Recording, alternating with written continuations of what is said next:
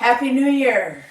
Hey, maybe you thought it's New Year's Day and maybe there won't be Mobility Monday because it's a holiday, but I gotta tell you, there's never an excuse. We never miss a Monday, and it's just become one of those things in my life that is kind of non-negotiable.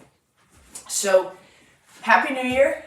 Welcome to 2024, a chance to really reset things for yourself and really commit. Let's be honest, if you're here, you're committed. So we're going to do a quick scan with the foam roller. If you're new to Mobility Monday and you're new to ECFIT and me, you got to understand about the foam roller. There's a time and a place for everything.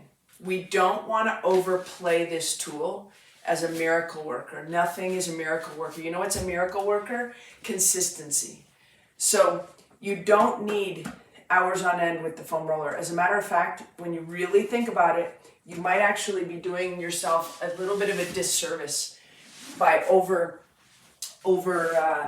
relying on that thing. You do not need to do it every single day. You need to move every day. You need to hydrate every day, and you need to train with progressive overload. Not necessarily in the gym, but definitely in some aspect of performance. So if you're not if you're getting older and you're trying to maintain your health, your speed, your resiliency, then you need to be overloading the body and the training in order to not get worse, right? So if the goal is just to maintain, then you need to overload. If you really want to get better, which science has proven, research has shown, we can get better in performance late into life. So it's never too late. Okay, so that's kind of my rant. Let's get onto the foam roller. If you don't have a foam roller, you should have one. But in the past, you could probably think of a million things that people use for a foam roller, but I'm going to count on the fact that you have one. We want to get just below the belly of the calf muscle, below it. So you're just below the calf muscle and we're just rolling side to side. Nice and easy. Also a little set change today. This is my second floor of my home. So just guests and gotta be adaptable. Never an excuse. So we're right below the belly of the muscle and we're just windshield wiping, going side to side, just rolling along. Okay, good. Let's do the same thing on the other side. We're rolling windshield wiper just below the calf muscle. There's connective tissue and there's soleus right there. So the soleus is inside, it's underneath the tendons from the calf and the gastroc. So just know that little bit of pressure is doing something. Let's go back to the right side. We want to be right below the belly of the calf, and we're just going to floss through the foot. Point and flex 10 times. We want to make sure that signaling from the brain is happening all the way down to the foot. It looks like it's happening at my head too, as I watch my foot. Okay, good. Let's get it on the other side here, left side. We got 10, point and flex.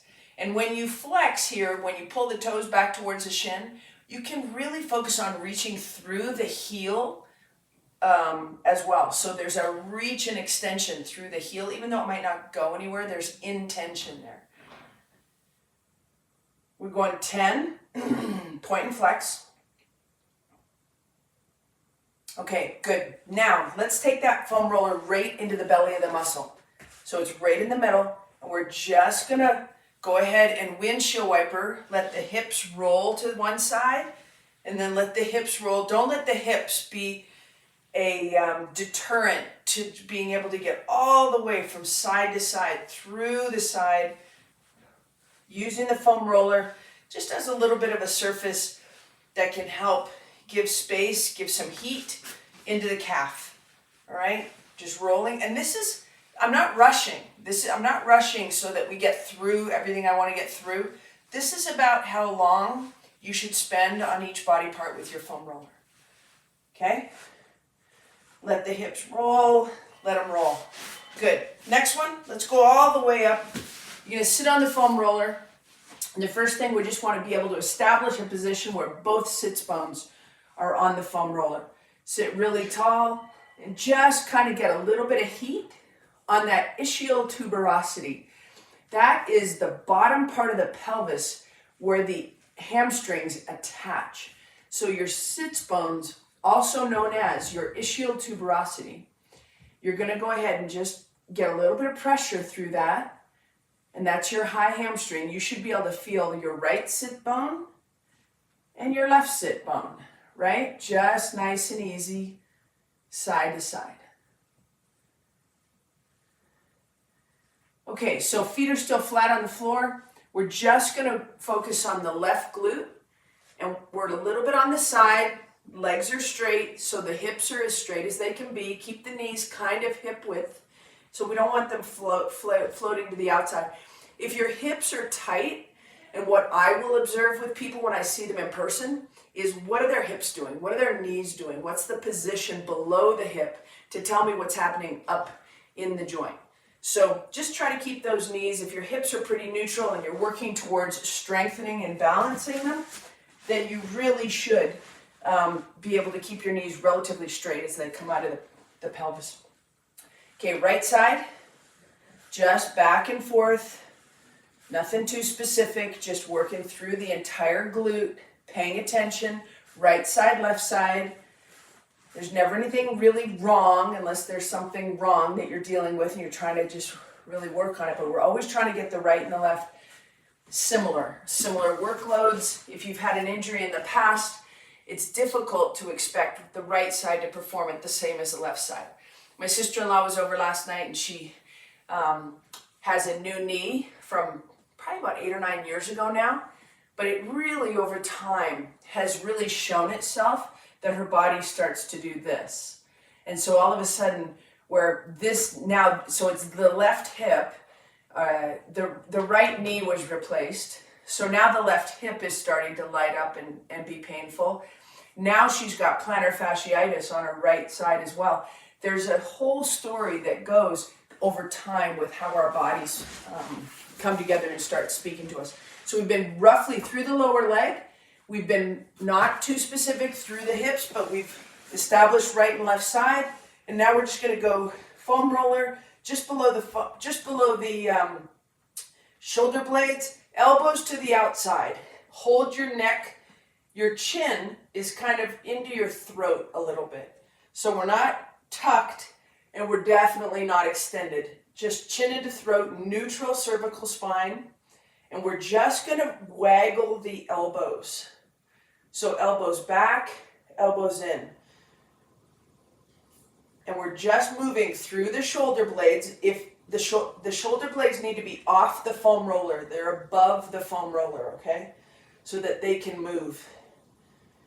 Good. Just moving through. If you find one position or another that you kind of want to hang out for a second, just go ahead and do that. Good. Moving. Okay, now let's start to work the inhalation and the big expansion of the rib cage. So neutral neck, also known as cervical spine. Elbows back just a little bit or wherever you're comfortable. And we're going to extend the spine around as you big inhale. And then exhale. Come out of that extension. Big inhale. And then exhale. Big inhale. And then exhale. Big inhale, 2 more.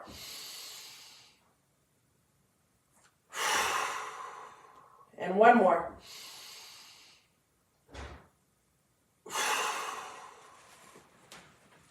Good. We're just going to roll through the spine, nothing too specific, just back and forth, lift the hips up, let the spine just kind of roll through the upper part of the spine, upper part of the body. We're not going down too low around the hips. Keep it all along the rib cage. Okay, good. All right, let's go ahead and go all the way onto the front side of the rib cage. So if you wear a heart rate monitor, it's going to be right where your heart rate monitor would go. So that's the height. And then we're going to go all the way face down right side of the rib cage. I'm on my left, so because I'm facing you, but you're just going to be on one side. And from right there, support yourself, and we're just going to drag the skin across the rib cage. You need to unload your body weight a little bit. Don't try to do this with your body weight. You just want to feel the skin and fascia roll and glide and free up the rib cage, okay? So just keep moving, little increments. Drag the skin. You might be back. You can see I'm starting to open my chest up, working through the lats, and just working through everything that attaches to the ribs. Okay? Right up into that armpit. Good. Now, take your 4 fingers, and I want you to go ahead right under the sternum, the breastbone, and I want you to just drag the skin on the outside, on the right side of your rib cage, and just kind of make sure that that skin can glide. Okay? Good.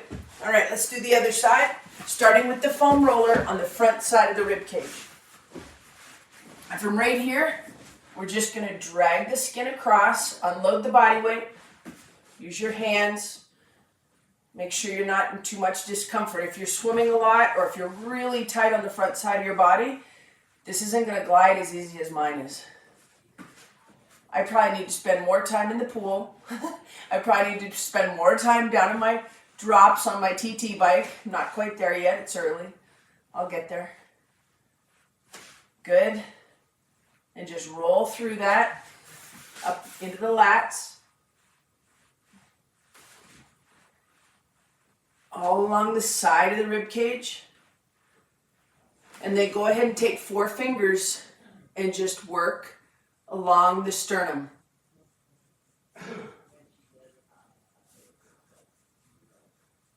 All the way through. Good.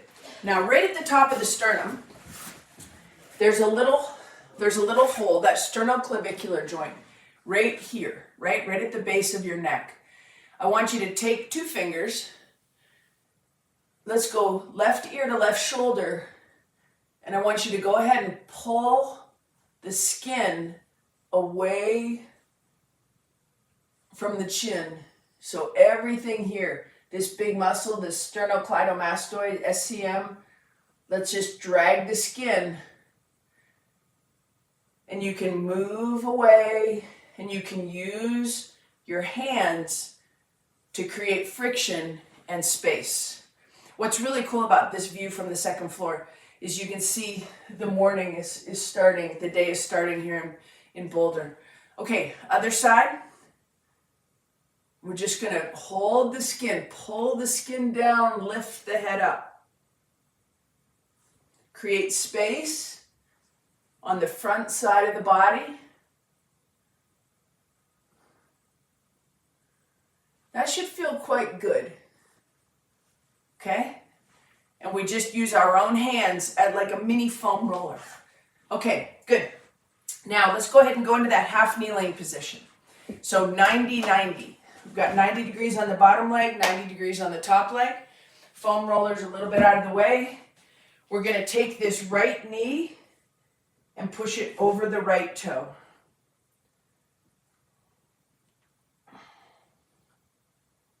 Gently. Gently, gently.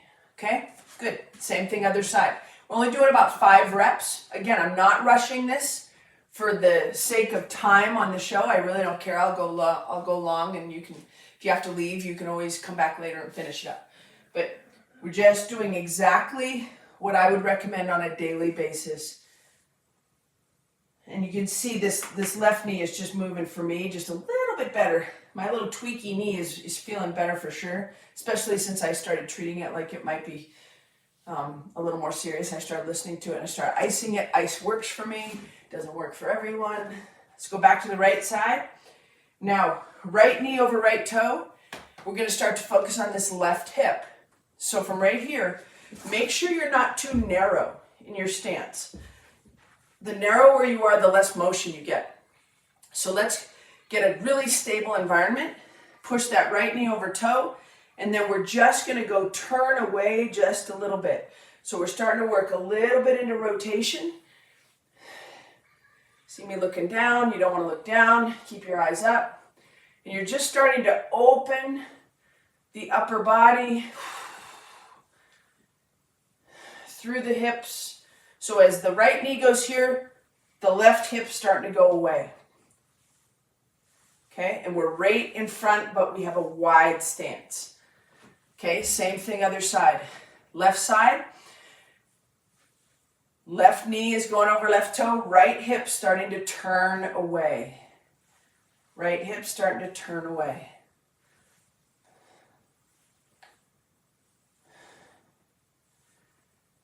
Good. So this is anchoring out, right? We're opening the hips. Anchor out.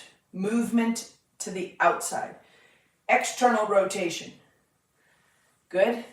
So when we go into that position, we're opening the hips, we're in external rotation. As we come back, the hip returns to neutral.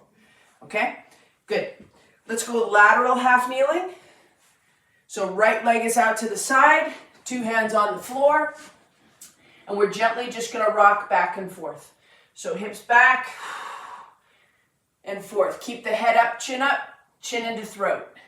2, 3, hips to the back, 4, and 5, and then I'll just shift a little bit over here so we can get that left leg out to the side. Notice the foot is nice and straight. You don't want that turning out, okay? The feet nice and straight.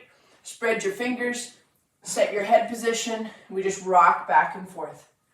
You start to feel just a little bit of tension through the adductor, inner thigh.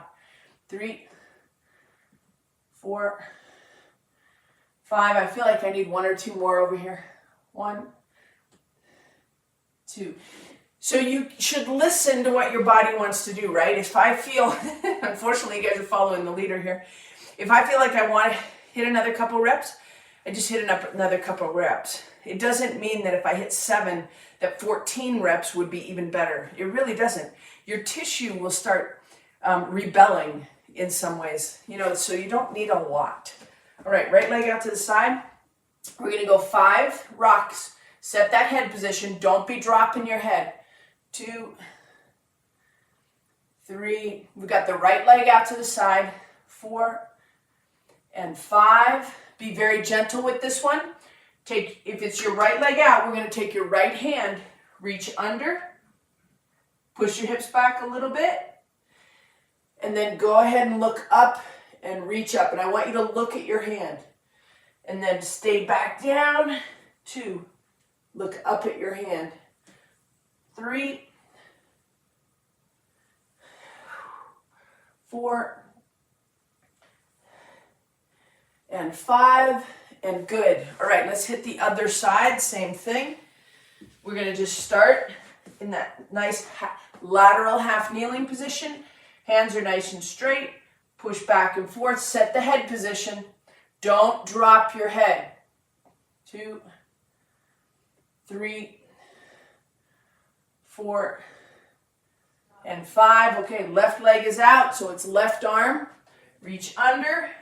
Look down at your hand. Look up.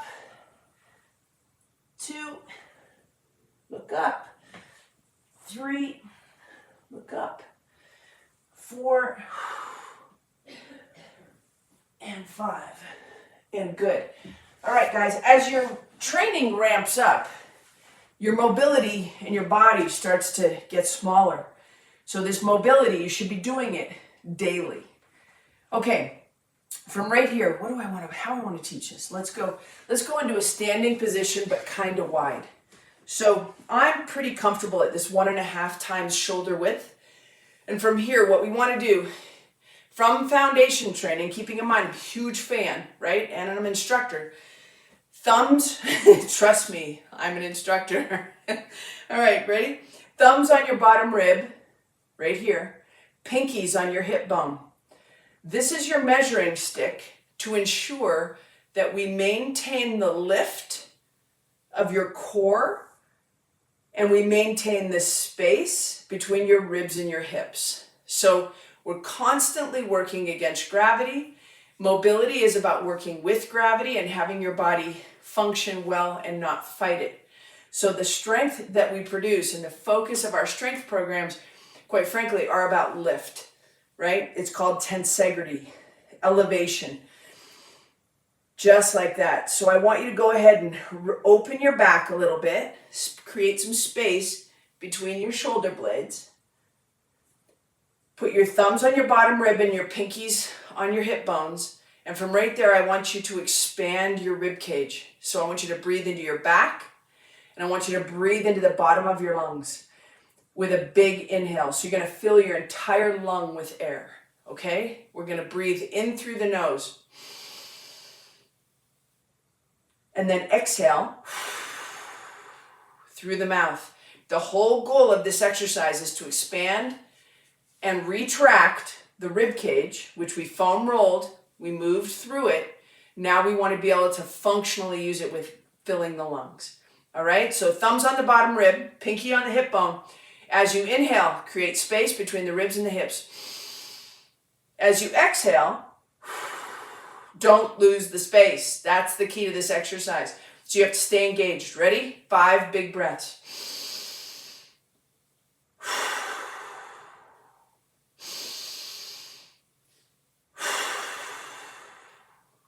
Laterally expand on the inhale. So the expansion is not top to bottom, it's lateral. Keep going.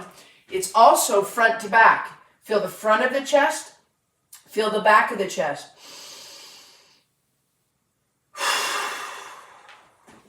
So if you think about breathing into your back and it starts to lose your front, bring your chest up to meet it.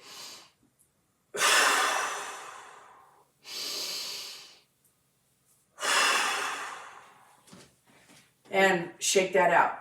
Good job. So we're working towards creating expansion of the rib cage, front to back, making yourself big front to back, but also making yourself big side to side.